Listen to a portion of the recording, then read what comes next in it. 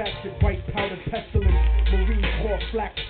Hacked the Pentagon for self-incriminating evidence of Republican manufactured white powder pestilence, Marine Corps flak vest with the guns and ammo, spitting bars like a demon stuck inside a piano, turn a Sambo into a soldier with just one line. So here's the truth about the system that fucked up your mind. They gave Al-Qaeda $6 billion in 1989. When? 1992, and now the last chapters of Revelations are coming true. And I know a lot of people find it hard to follow this, cause subliminal bigotry makes you hate my politics.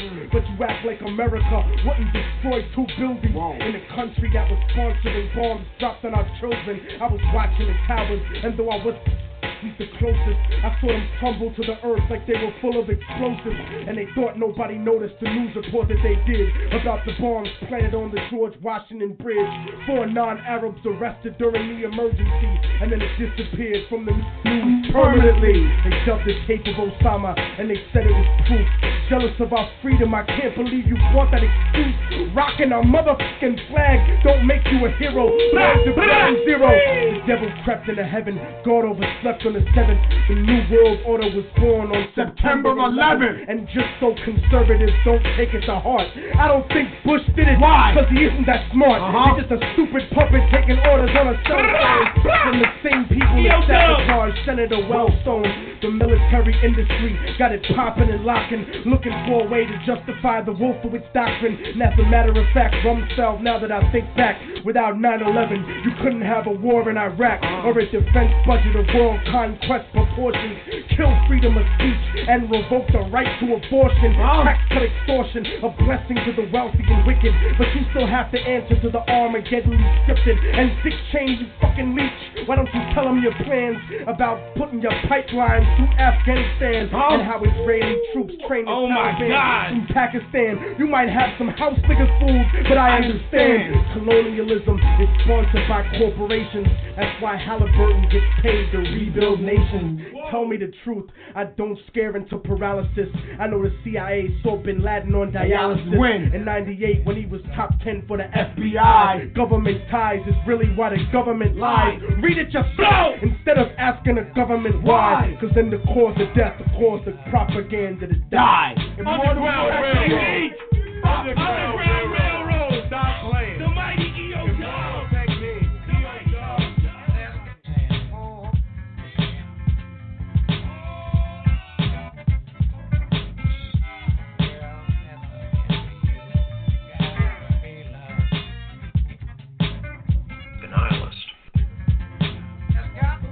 I once knew a nigga whose real name was William. His primary concern was making $1 million, being the illest hustler that the world ever seen. He used to fuck movie stars and sniff coke in his dreams. A corrupted young mind at the age of 13. Nigga never had a father and his mom was a fiend. She put the pipe down, but for every year she was sober. Her son's heart simultaneously grew colder. He started hanging out, studying bags in the projects, checking the young chicks looking for hit and run prospects.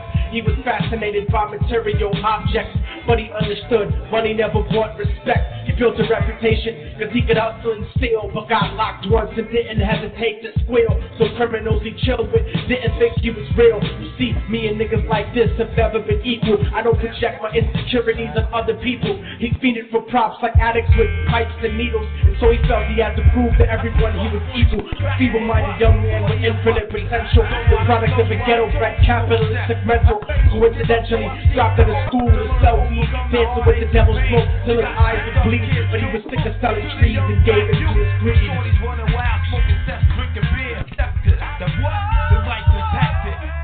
Everyone trying to be tripe, never face the consequences. You probably only did a month for minor offenses. Ask a nigga doing life if he had another chance. But then again, there's always the wicked that knew in advance. Dance forever with the devil on a cold cell block. But that's what happens when you rape, murder, and sell rock. Devils used to be gods, angels that fell from the top. There's no diversity because we're burning in the melting pot.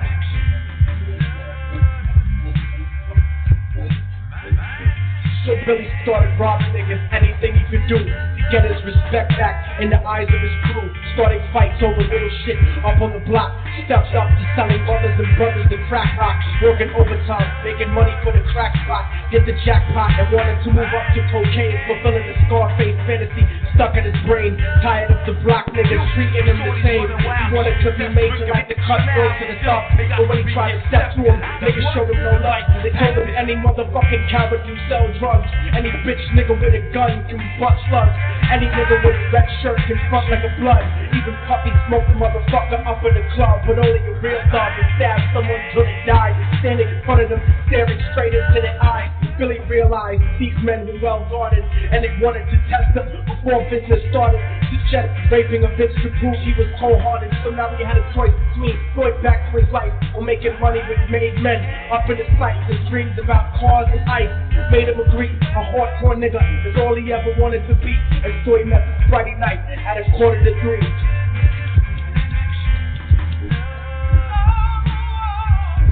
Everyone trying to be right never face the consequences. You probably only did a month for minor offenses. Ask a nigga doing life if We want it so bad, we might cry. again, there's always the wicked that knew in advance.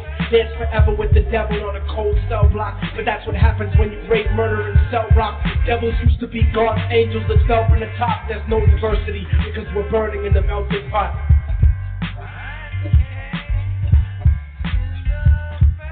They drove around the project slow while it was raining, smoking blunts, drinking and joking for entertainment, until they saw a woman on the street walking alone 3 in the morning, coming back from work on the way home, until they quietly got out the car and followed her. Walking through the projects, the darkness swallowed her. They wrapped her shirt around their head and knocked her onto the floor. This is it, kid, now you got your chance to be raw.